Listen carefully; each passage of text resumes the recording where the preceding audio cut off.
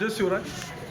गेल्या अनेक वर्षांपासून म्हणजे 2015पासून आपल्या बार्शी शहरामध्ये छत्रपती शिवाजी महाराजांच्या जयंतीनिमित्त न भूतो न भविष्यती असा एक ऐतिहासिक पालखी सोहळा निघतो, ज्यामध्ये कुठल्याही प्रकारचं वाद्य DJ बँड वगैरे नसतं, परंतु अतिशय शिस्तबद्धपणे हा पालखी सोहळा संपूर्ण महाराष्ट्रामध्ये एक आकर्षण ठरलेला आहे. तर त्या पालखी सोहळ्याची तयारी कशा पद्धतीनं चाललेली आहे, कुठपर्यंत तयारी आलेली आहे? आता जवळजवळ पालखी सोहळ्याची पूर्ण तयारी आमची झालेली आहे. आणि हा पालखी सोहळा 2015 पासून म्हणजे ह्या वर्षीचं 11वे वर्ष आहे. आणि 2015च्या पालखी सोहळ्यामध्ये आपल्या इथं जवळ पानगाव म्हणून गाव आहे. त्या गावातली 10-15 जण मावळ्याच्या वेशभूषामध्ये पहिल्या वर्षी त्यांना आपण मान भेटला. आणि 2016 पासून आपल्या बार्शी शहरातली विविध प्रकारचे सगळे म्हणजे भागातील पोरं वगैरे येतात आणि चांगल्या जुन्या पारंपरिक वेशभूषामध्ये येतात ते. आणि यामध्ये कोणती पात्र साधारण या वेशभूषेमध्ये यामध्ये छत्रपती शिवाजी महाराजांची भूमिका साकारतात, संभाजी महाराजांची साकारतात, जिजाऊ माँसाहेबांची, सईबाईची, सोयराबाईची आणि इतर वेगवेगळे तानाजी मालुसरेचे कोण पात्र करत असेल, यासाजी कंकचं असेल, असे जे काय त्या काळामध्ये जे सरदार होते त्या काळातल्या सरदाराची हुबेहूब त्याला ती किंवा बेरड काही बेरड पण असतात की त्यांची ती भूमिका बजावतात. जवळजवळ 25 ते 30 टोटल मावळे असतात. आणि ना भूतो ना भविष्य असा महाराष्ट्राचा एक शांती म्हणजे अतिशय सुंदर आणि शांततेत शिस्तबद्ध एकही स्वयंसेवक कधी नसतो. फक्त आणि कुठल्याही प्रकारचा DJ नाही, बँड नाही, हलक्या नाहीत, फक्त सनई चौघडा एका बैलगाडीमध्ये ठेवला जातो. आणि पुढं आपला भगवा ध्वज असतो, त्याच्या पाठीमागं बैलगाडी असते, त्याच्या पाठीमागं संभाजी महाराज, शिवाजी महाराज, सईबाई, सोयराबाई आणि त्याच्या पाठीमागं 2 वळीमध्ये बार्शी शहरातल्या लेडीज येतात. ते जवळजवळ 1 वर्षापासून ते जवळजवळ 70-80 वयापर्यंतच्या महिला त्या सहभागी होतात. आणि त्यानंतर पुन्हा आमचे मावळ्यांची एक 30-35 जणांची जी काही टीम आहे त्यांच्या पाठीमागं 35-30 मावळे. त्याच्यानंतर पालखी आपली पालखीला सुद्धा जी खांदा देतात, जी भुई आहेत ते सुद्धा पारंपरिक वेशभूषामध्येच असतात.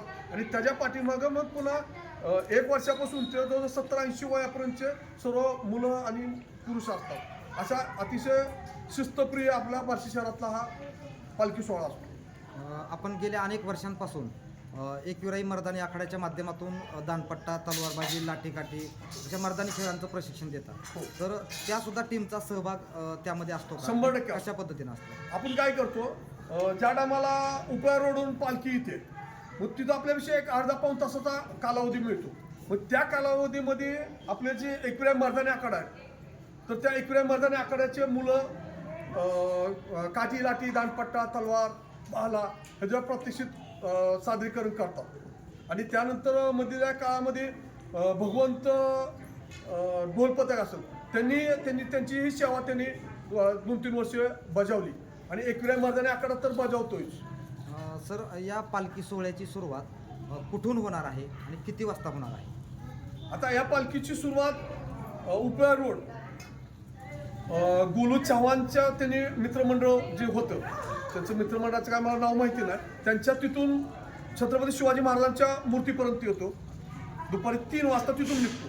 3-3:30 वाजता शिवाजी महाराजांच्या मूर्तीपाशी येतो. आणि शिवाजी महाराजांच्या मूर्तीजवळ आल्यानंतर तिथून समस्त बार्शीकर परिवाराच्या वतीनं मध्यवर्ती पालखी सोहळा म्हणून तो सगळ्यांना परिचित आहे.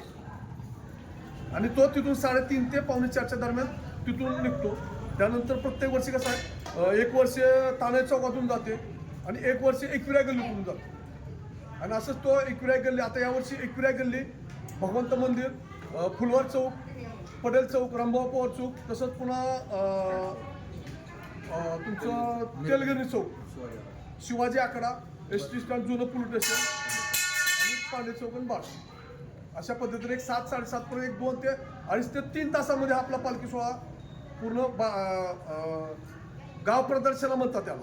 पालखी जी म्हणतात निघते आपली त्याला गाव प्रदर्शना, जुन्या भाषेत बोलायचं झालं. आत्ताच्या काळामध्ये कसं पालखी म्हणा, मिरवणूक म्हणा असं म्हणतात, परंतु ॲक्च्युली तसं नसता. गाव प्रदर्शना आमची असते ही छत्रपती शिवाजी महाराजांच्या पालखी सजवलेली असते आणि गाव प्रदर्शन आम्ही मारतो. आणि दुसरी गोष्ट, प्रत्येक आता ह्या 6-7 वर्षामध्ये आम्ही एक अशी प्रथा चालू केलेली आहे की 19 फेब्रुवारीच्या आधी 17 आणि 18 फेब्रुवारीला दवंडी म्हणजे अवतरण देणं म्हणजे त्याला दौंडी म्हणतात आणि अवतालवी म्हणतात. मग ती पण आम्ही पारंपरिक वेशभूषामध्ये एक 10-12 मावळे असतात, त्याच्यामध्ये मसाले वगैरे पिटून लागतात आणि घोड्यावर बसून एक मावळा समस्त बार्शीकरांना दौंडी म्हणा किंवा अवतान देतोय. ही आम्ही ह्या 5-6 वर्षापासून आम्ही चालू केलेली ही एक वेगळी आगळी वेगळी ही तुम्हाला कुठेही बघायला मिळणार नाही अशी ती एक आम्ही सेवा बजावतो. बार्शी शहर आणि तालुक्यातील समस्त शिवभक्तांना आपण एक शिवभक्त म्हणून किंवा या पालखी सोहळा समितीतील एक सदस्य म्हणून काय आवाहन कराल? मी समस्त बार्शी तालुका व बार्शी शहर यांना मी एक पालखी सोहळ्यातला एक साधा सदस्य म्हणून समस्त मध्यवर्ती पालखी सोहळ्याच्या वतीने मी एक समस्त बार्शी तालुका व बार्शी शहराला एक असं आवाहन करतोय की आपण सर्वांनी पुरुषांनी पांढरा शर्ट आणि डोक्यावर भगवा फेटा आणि महिलांनी भगवा फेटा आणि पालखीमध्ये सहभागी व्हावा असं समस्त बार्शीकर व बार्शी तालुक्यांना एक आव्हान करतो.